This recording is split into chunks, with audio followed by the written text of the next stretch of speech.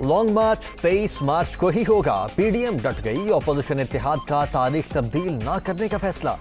صدارت نظام خلائی تجویز کسی صورت قبول نہیں کیا جائے گا، ٹرانسپیرنسی انٹرنیشنل نے حکمرانوں کی مصنوعی ایمانداری کا بھانڈا پھوڑ دیا، الیکشن کمیشن عمران خان کو نااہل، پی ٹی آئی کو کل عدم قرار دے، مولانا فضل الرحمان کی میڈیا ٹاک۔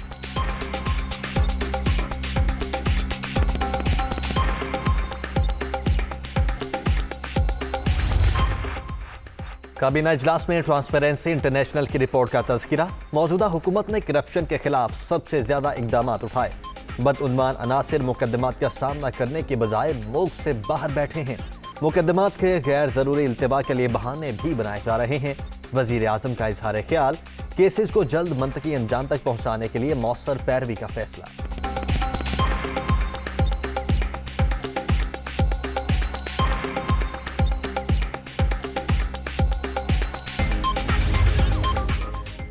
تبدیلی سرکار سے زیادہ کرپٹ، بدعنوان اور رشوت خور حکومت ملک کی تاریخ میں نہیں آئی، 3 سال کے دوران ہر شعبے میں تنزلی، صرف چوری اور لوٹ مار میں ترقی ہوئی،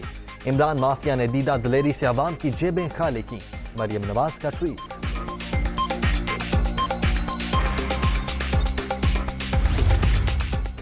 اور آرمی چیف سے فٹ بال لیجنڈ مائیکل اوون کی ملاقات، جنرل قمر جاوید باجوہ کی جانب سے کھیل کے فروغ پر اظہار تشکر، پاکستان میں فٹ بال کے بنیادی ڈھانچے کی تشکیل کے لیے دورہ خوش آئند قرار۔